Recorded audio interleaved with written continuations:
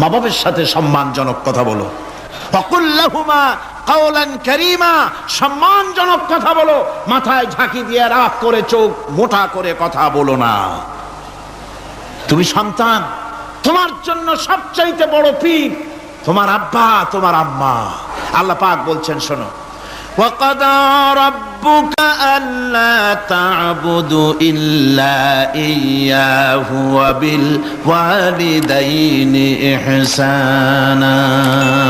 তোমার প্রভুর পক্ষ থেকে ফয়সালা হয়েছে, চূড়ান্ত সিদ্ধান্ত হয়ে গিয়েছে, আমি আল্লাহর ইবাদতের পর তোমার মা বাপের ইহসান করবে, খেদমত করবে, তাদের জন্য উপকার করবে, তাদেরকে ভালোবাসবে।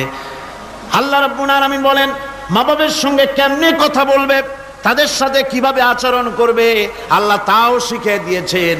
আল্লাহ পাক বলেন, ওয়ালা তাকুল লাহুমা ওয়াকুল লাহুমা কাওলান কারীমা। মা বাবার সাথে সম্মানজনক কথা বলো। ওয়াকুল লাহুমা কাওলান কারীমা, সম্মানজনক কথা বলো। মাথায় ঝাঁকি দিয়ে রাগ করে চোখ মোটা করে কথা বলো না।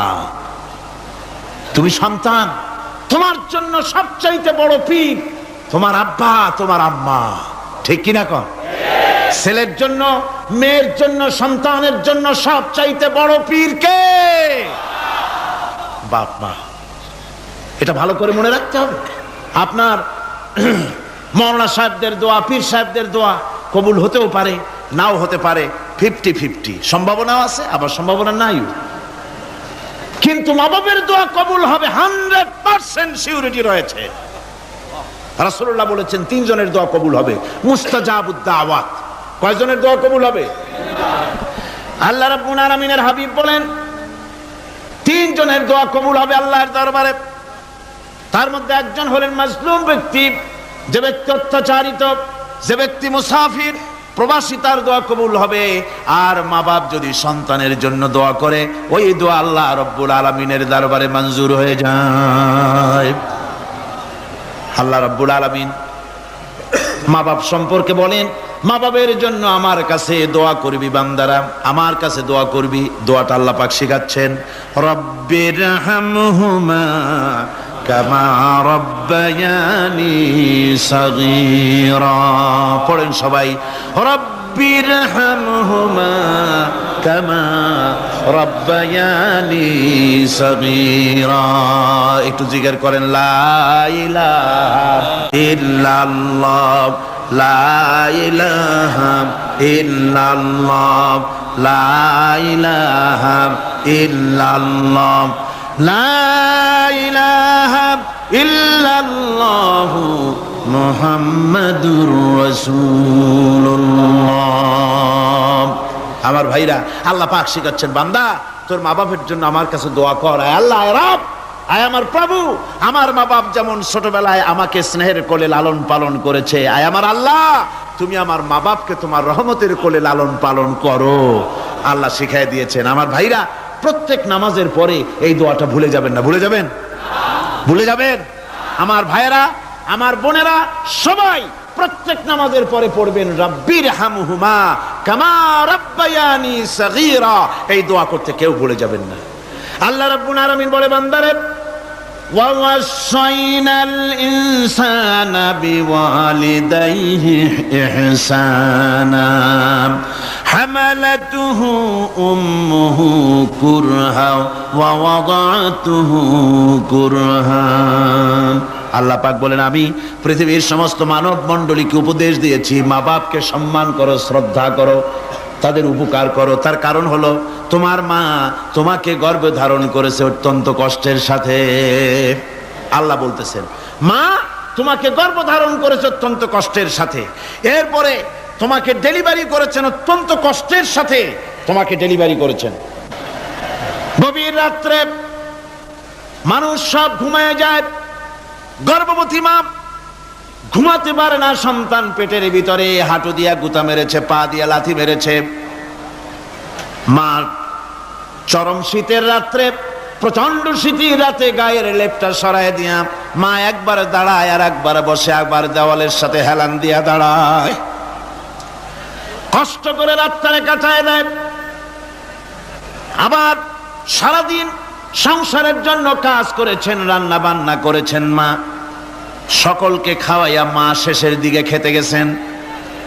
যখন নিজে খেতে গেলেন, খাবারের ক্ষুধা নিয়ে পেট ক্ষুধা নিয়ে খেতে বসেছেন, পেটের ভিতরে সন্তান লাথি মেরেছে, পেটের মধ্যে ঘুষা মেরেছে, হাঁটু দিয়া গুতা মেরেছে, ভরা পেটে পেটের ভিতরে সন্তান গুতা মারলো হাঁটু দিয়া মাথা দিয়া। মা ক্ষুধা রয়েছে পেটে, খেতে পারলেন না, বেদনা শুরু হয়েছে।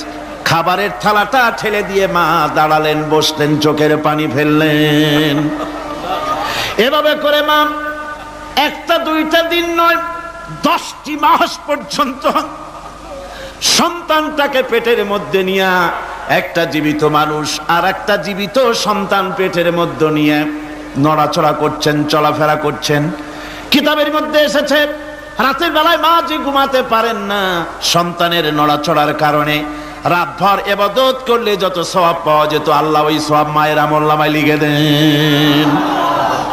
সন্তান পেটে থাকার কারণে খেতে পারে না, পেট ভরে ক্ষুধায় কষ্ট পায় মা। এই জন্যে 10 মাস ধরে রোজা রাখলে যে সওয়াব হতো, আল্লাহ রাব্বুল আলামিন মায়ের আমলনামায় রোজার সওয়াব লিখে দেন। 10 মাস পুরে গেল, সন্তান ডেলিভারির সময় চলে এলো।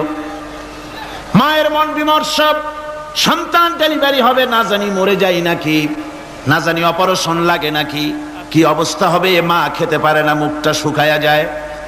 ডেলিভারির সময় যখন আসে, মা বাবার কাছ থেকে বিদায় নিয়ে যায়, স্বামীকে একান্তে গোপনে ডেকে নিয়ে বলে, প্রাণের স্বামী, দীর্ঘদিন একসঙ্গে ঘর কন্যা করেছি, অপরাধ হয়ে যেতে পারে, আমারে মাফ করে দিও। আমার মনে হয় এবার আমি আর বাঁচবো না। সংসার থাকলো, চাবি থাকলো, সব বুঝে নাও, আমারে মাফ করে দিও। মা চলে গেল সতিকা গৃহে, ক্লিনিকে চলে গেল, অপারেশন থিয়েটারে চলে গেল, অথবা ডেলিভারির জায়গায় চলে গেল। ডেলিভারি পেইন শুরু হয়ে গেল, বেদনা শুরু হয়ে গেল। এক একটা বেদনা যেন মায়ের এক একটা মৃত্যু যন্ত্রণা শুরু হয়ে যায়। এমন যন্ত্রণা, প্রসব বেদনা দুনিয়ার ভুক্তভোগী মা ছাড়া আর কেউ জানে না। এই চরম বেদনার ভেতর দিয়ে, চরম কষ্টের ভিতরে মা যখন একটা বাচ্চা প্রসব করলো, জিহাদের ময়দানের মতো মা রক্তাক্ত হয়ে গেলেন, সন্তান দুনিয়ায় এলো। মা তখন অস্থির থাকেন। এত বড় বিরাট কষ্টের ভিতরে আল্লাহ রাব্বুল আলামিন বলেন, সন্তান যখন ডেলিভারি হয়ে গেল, মায়ের মনের ভিতরে আমি তখন এই ফিলিংস, এই টেন্ডেন্সি জাগ্রত করে দিই, দেখ কি হয়েছে। মা তখন দেখতে চায় কি হয়েছে। মায়ের সামনে যখন এত কষ্টের, হৃদয় রিংরণ, কলিজার 32টি নাড়ি ছেঁড়া যন্ত্রণার সন্তান যখন মায়ের চোখের সামনে আসে, আল্লাহ পাক বলেন, মা যখন তার ছেলের মুখের দিকে তাকায়, মেয়ের মুখের দিকে তাকায়, আল্লাহ বলেন 10 মাসের পেটে ধরা কষ্ট আর ডেলিভারির সব কষ্ট মায়ের মন থেকে মুছে ফেলে দেই। আল্লাহ রাব্বুল আলামিন বলেন, খবরদার দুনিয়ার মানুষ, এমন মায়ের সাথে নাফরমানি করবি না, এ মায়ের সাথে নাফরমানি করবি না, মাকে সম্মান করবি, মার কাছে দোয়া চাবি। দুনিয়ায় যদি সম্মান চাও, রিজেক্ট চাও, মায়ের পায়ে ধরে কাঁদো। মায়ের জাতি অনেক সম্মান তার। রাসূল করিম সাল্লাল্লাহু আলাইহি সাল্লামকে প্রশ্ন করা হয়েছে, হুজুর খেদমত করবো কার? হুজুর কয় মায়ের। তারপরে কার? হুজুর কয় মায়ের। তারপরে কার? হুজুর বলেন মায়ের। তারপরে কার? তোমার পিতার। 3 গুণ। তোর মায়ের মর্যাদা 3 গুণ বেশি, তোর বাপের চাইতে মর্যাদা বেশি। সুবহানাল্লাহ পড়ে। আর আজকে ইসলামের শত্রুরা তারা বলে যে ইসলাম নারীর অধিকার আদায় করে নাই। নারীর অধিকার ইসলাম দেয় নাই তো কে দিয়েছে? আমার বন্ধুগণ, বিশ্ব নবী জনাব মুহাম্মদ রাসূলুল্লাহ সাল্লাল্লাহু আলাইহি ওয়াসাল্লাম মসজিদে নববীর ভিতরে বসে আছেন। এক বৃদ্ধা মহিলা মসজিদের মধ্যে প্রবেশ করলেন। হুজুর বৃদ্ধাকে দেখে দাঁড়ায় গেলেন। বিশ্ব নবী বুড়ি মেয়ে লোককে দেখে দাঁড়ায় গেলেন। আল্লাহর নবী বুড়িকে দেখে দাঁড়ালেন। বুড়ি যখন কাছে এলেন, আল্লাহর নবী নিজের গায়ের চাদর বুড়ির জন্য বিছায়া দিলেন। বুড়ি বসলেন। এরপরে কথাবার্তা সারার পর বুড়ি যখন বিদায় হবেন, হুজুর আবার দাঁড়ালেন, বুড়ি মহিলা চলে গেলেন। সাহাবায়ে কেরাম বলেন, ইয়া রাসূলুল্লাহ, কিছুই বুঝলাম না, একজন বৃদ্ধা মহিলার জন্য বিশ্বনবী দাঁড়ান আর গায়ের চাদর বিছান, আমরা বড় আশ্চর্য হয়ে গেলাম। নবীজি বলেন, ও আমার সাহাবীরা, তোমরা জানো না এই মহিলাকে চিনতে পারো নাই? আমি আমার মায়ের দুধ আমার জীবনে কিসমতে তেমন হয় নাই, আমি আমার মায়ের দুধ তেমন কিসমতে পাই নাই। যার বুকে দুধ খেয়ে, যার কোলে কাখে চড়ে আমি বড় হয়েছি, আমার সেই দুধ মা, ইনি হযরতে হালিমাতুস সাদিয়া, আমার সেই দুধ মা। রাসূলুল্লাহ নিজে সম্মান দিয়েছেন মায়ের। খবরদার, মাকে অসম্মান করবেন না, মাকে সম্মান করবেন, মাকে শ্রদ্ধা করবেন। আমার বন্ধুগণ, আলেম ওলামা পীর বুজুর্গদের জন্য হাদিয়া তো দেন, আপনারা কোনো নিষেধ নাই, দেন। হাদিয়া দেওয়াও সুন্নত, নেওয়াও সুন্নত, দিবেন, আমি কোনো নিষেধ করি না। কিন্তু আমি বলতে চাই, পীর বুজুর্গদের কাছে, আলেম ওলামাদের কাছে হাদিয়া দিয়া আল্লাহরে যত না খুশি করতে পারবেন, এই ডালিম বেদানার মৌসুমে বেদানা একটা ভেঙে নিজ হাতে যদি মায়ের মুখে তুলে দেন, আল্লাহর আরশ খুশি হয়ে যাবে, আল্লাহর আরশ আজিম খুশি হয়ে যাবে, আল্লাহ পাক খুশি হয়ে যাবেন।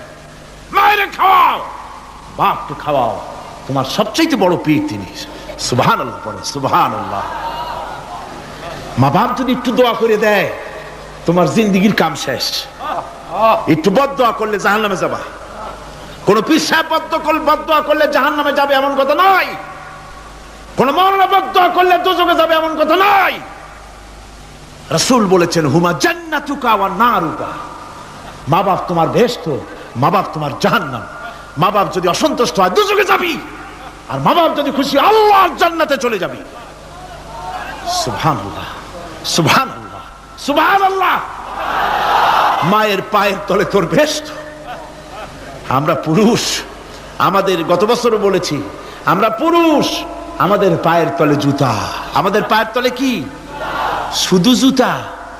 আর আমার মা, আমার মায়ের জাতি যারা এই প্যান্ডেলে বসে আছেন, আমার মায়েরা, বোনেরা, মায়ের জাতি যারা পৃথিবীতে, মায়ের জাতির পায়ের তলে আল্লাহর বেহেশত। সুবহানাল্লাহ। নারীর মর্যাদা ইসলাম দেয় নাই, কে দিয়েছে? আল্লাহ দিয়েছেন, আল্লাহর রাসূল দিয়েছেন। আমার বন্ধুগণ, হযরত বাইজিদ বুস্তামি, ছোট্ট বাচ্চা ছেলে, গভীর রাত্রে মা অসুস্থ, পানির পিপাসায় জেগে উঠেছেন। বাবারে, পিপাসায় শেষ হয়ে গেলাম, পানি দাও। ছেলে ঘরের ভিতরে পানি না পেয়ে বাইরে দৌড়াদৌড়ি করলেন। অনেক দূর থেকে পানি নিয়ে এসে দেখেন মা ঘুমায় গেছেন। পানি নিয়ে দাঁড়ানো, পৌষ মাস, মাঘ মাসের শীতের রাত, ফজরের সময় মায়ের ঘুম ভেঙে গেল। তাকিয়ে দেখেন বাইজিদ দাঁড়ানো, হাতে পানি থরথর করে কাঁপছে। জিজ্ঞাসা করে, বাইজিদ তুমি দাঁড়ানো কেন? ছোট্ট বাচ্চা বলে, মা পানি চেয়েছিলে তুমি গভীর রাত্রে, পানি ঘরে ছিল না, অনেক দূর থেকে আনতে হয়েছে। মা বলছে, ঘুমাও নাই কেন গ্লাস থুইয়া?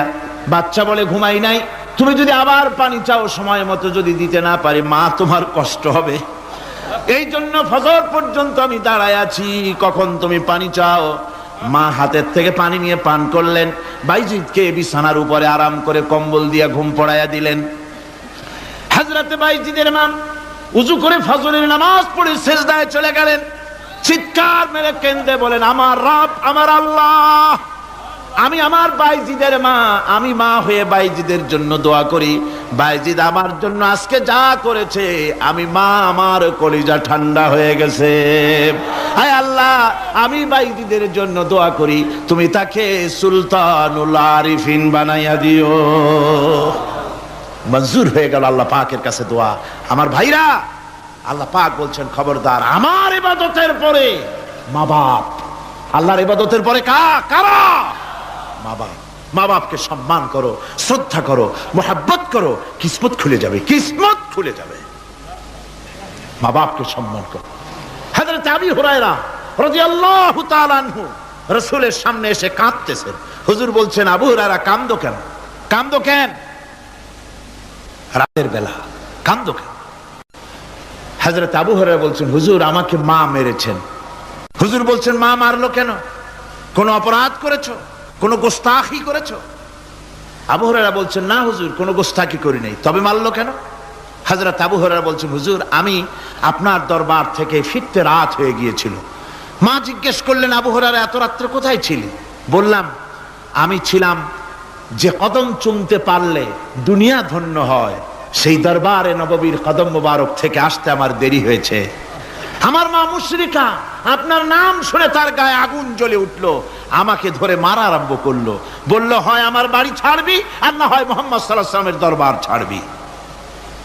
আমি বললাম, আমার মা, তুমি বুড়ি মানুষ, তোমার গায়ে যত শক্তি আছে সমস্ত শক্তি দিয়ে আমারে পিটাও, আমারে মারো। মারতে মারতে আমাকে বাড়ি থেকে তুমি বের করে দাও। তোমার বাড়ি শুদ্ধ, তাম দুনিয়া ছেড়ে দিতে পারি, আল্লাহর নবীর কদম মোবারক ছেড়ে দিতে পারি না। হুজুর আমার মা আমাকে গলা ধাক্কা দিয়ে বের করে দিয়েছেন। হুজুর বলছেন, আবু হুরায়রা তোমার মা তোমাকে মেরেছে, তুমি আমার কাছে নালিশ করছো? আমার তো এখানে ইন্টারফেয়ার করার কিছুই নেই। সুবহানাল্লাহ, সুবহানাল্লাহ। মা তোমাকে মেরেছে, এখানে আমার করার কিচ্ছু নাই। বিশ্ব নবী বলছেন, এত বড় পাওয়ারফুল নবী, লেজিসলেটিভ পাওয়ার, সারে আল্লাহ তাকে বানিয়েছেন শরীয়ত প্রণেতা। কোরআন শরীফ, কোরআন শরীফে শুধু হালাল ও হারামের, হালাল এবং হারামের, বৈধ এবং অবৈধের সীমারেখা শুধু কোরআনই ঠিক করেনি, রাসূলের জন্য আল্লাহ ছেড়ে দিয়েছেন।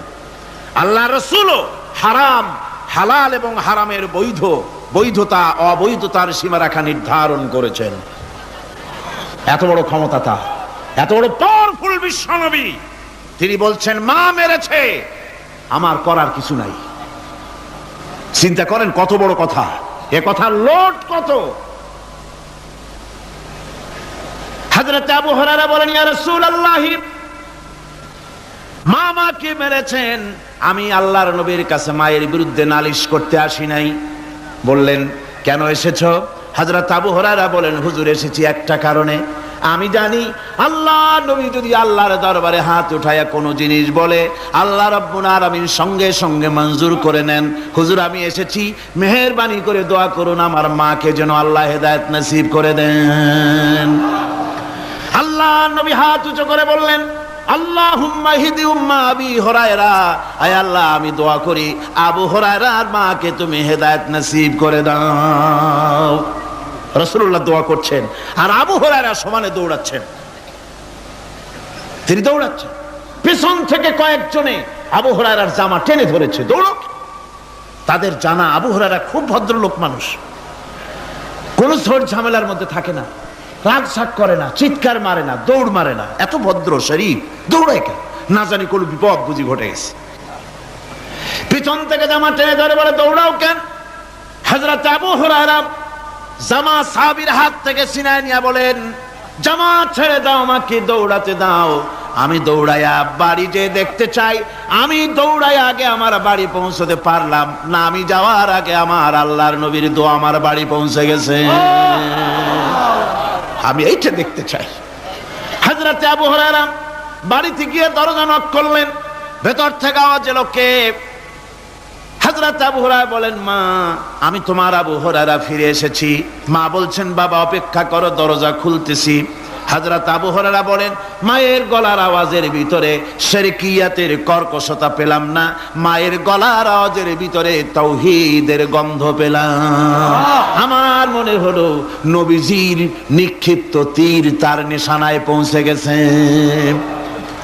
কিছুক্ষণ পর মা আমার বেরিয়ে এলেন, মাথা থেকে চুলের থেকে, বুড়ি মানুষ, সাদা চুলের ভিতর থেকে পানি পড়তেছে।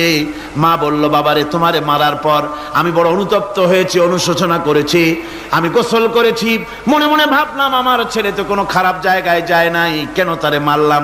আমি বড় লজ্জায় পড়েছি তোমারে মেরে। ও আমার আবু হুরায়রা, আমি গোসল করেছি, পবিত্র হয়ে গেছি, জলদি করে আমাকে নিয়ে চলো বিশ্ব নবী জনাবে মুহাম্মদুর রাসূলুল্লাহর দরবারে।